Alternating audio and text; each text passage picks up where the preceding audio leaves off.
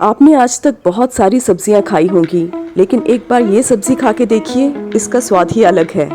आज बनाने जा रहे हैं पारंपरिक राजस्थानी तरीके से कच्ची हल्दी की अति स्वादिष्ट सब्जी।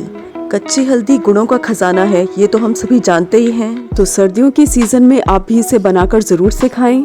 तो चलिए बिना देरी किए रेसिपी स्टार्ट करते हैं। स्वागत है आपका हमारे चैनल नट्स एंड क्रीम में। क्योंकि हल्दी बनाते समय नीचे चिपक सकती है, इसलिए भारी तले वाली कढ़ाई का ही यूज करें। अब इसमें डालेंगे 1.25 कप देसी घी। हल्दी की सब्जी देसी घी में ही अच्छी लगती है, तो आप किसी भी और ऑयल का इस्तेमाल ना करें। तो यहाँ मैं पिघला हुआ घी ही यूज कर रही हूँ, ताकि इसकी क्वांटिटी और ना बढ़े। तो जैसे ही घी गर्म होगा, हम इसमें डालेंगे 2 चुटकी हींग और 1 चम्मच साबुत जीरा। जैसे ही हींग और जीरा थोड़े से भून जाएंगे, हम इसमें 4 मीडियम साइज कटे हुए प्याज डाल देंगे। तो प्याज को मैंने लंबा और पतला ही काटा है। तो प्याज को हम मीडियम फ्लेम पर हल्का सुनहरी होने तक भूनेंगे।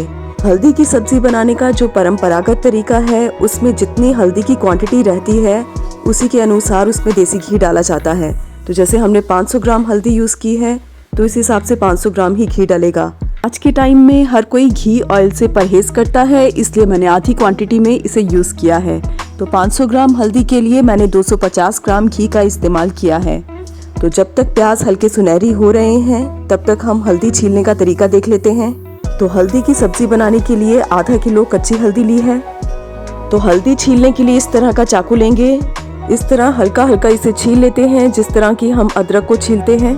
तो बिल्कुल इसी तरह से इसे छीलें। अगर आप इसे पिलर से छीलेंगे तो इससे काफ़ी मोटा छिलका उतरेगा और हल्दी के सारे न्यूट्रिएंट्स उसी में चले जाएंगे। जैसे ही प्याज हल्का सुनहरी हो जाएगा, इसमें डालेंगे 2 टीस्पून सेंधा नमक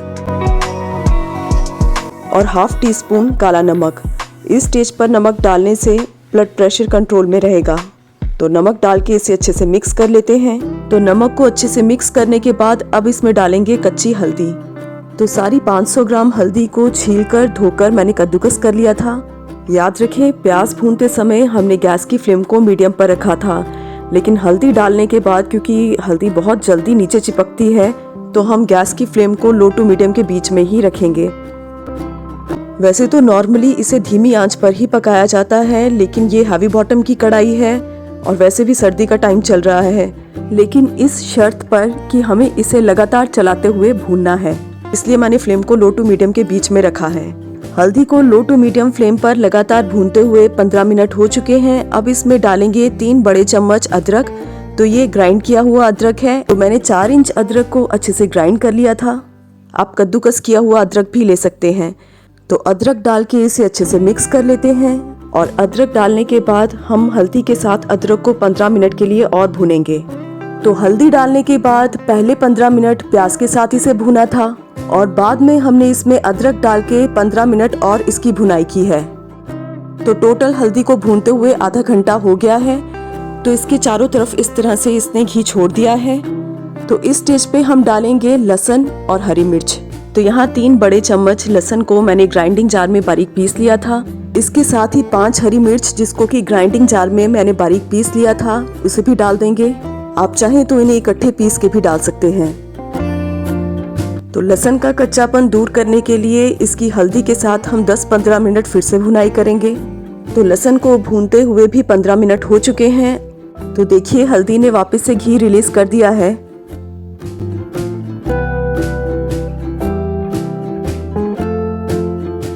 तो अब मैंने 200 ग्राम फ्रेश दही लिया है। इसमें डालेंगे आधा चम्मच लाल मिर्च पाउडर और 1.5 चम्मच देगी मिर्च पाउडर, जिसको कि कश्मीरी लाल मिर्च भी बोलते हैं। तो दही को अच्छे से फेंट लिया है। इसमें कोई गुठली ना रहे, इस बात का ध्यान रखें। अब इस दही को भुनी हुई हल्दी में डाल दें। अब दही के साथ हल्दी को अच्छे से मिक्स कर लेते हैं। अब दही के साथ हल्दी को हम तब तक पकाएंगे जब तक कि दही अपना घी रिलीज ना कर दे। तो देखिए, दही ने भी अपना घी रिलीज कर दिया है। तो इस टाइम पर हम डालेंगे इसमें 100 ग्राम हरे मटर। तो मटर डालकर इसे अच्छे से मिक्स करें। इसे लो फ्लेम पर हम ढककर पकाएंगे तब तक जब तक कि ये अच्छे से सॉफ्ट नहीं हो जाती। तो जब तक कि मटर सॉफ्ट हो रहे हैं, हम बंद गोभी को बारीक बारीक काट लेते हैं। तो मैंने यहाँ आधा किलो ही बंद गोभी ली है। आप चाहें तो इसकी जगह आप हरे प्याज की पत्तियों का भी यूज कर सकते हैं। तो मटर अच्छे से सॉफ्ट हो गए हैं। अब हम इसमें डालेंगे बारीक कटी हुई बंद गोभी।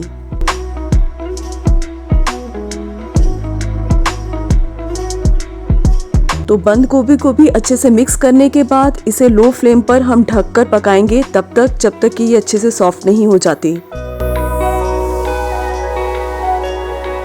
अब बीच बीच में इसे चलाते रहें।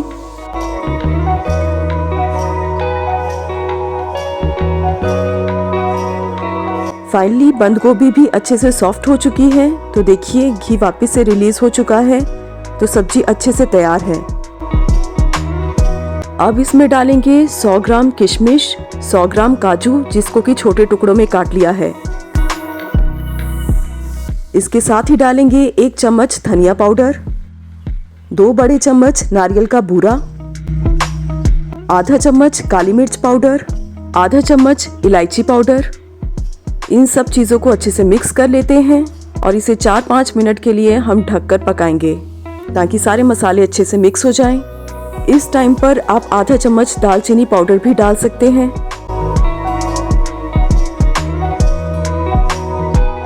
तो 5 मिनट बाद फाइनली हमारी सब्जी तैयार है। तो गैस ऑफ कर दें। तो कटी हुई फ्रेश धनिया पत्ती इसमें डाल दें और इसे एक बार अच्छे से मिक्स कर लें। इस सब्जी को बनाने में भले ही 1 से 1.5 घंटा लगेगा, लेकिन जब आप इसे खाएंगे तो इसका टेस्ट इतना कमाल का होगा कि आप इसे भुला नहीं पाएंगे। तो ये एक सब्जी नहीं, ये एक औषधि है। तो स्वाद और सेहत से भरपूर ये सब्जी अगर आपको भी पसंद आई है तो इस वीडियो को लाइक, शेयर और चैनल को सब्सक्राइब करना ना भूलें। Thank you for watching.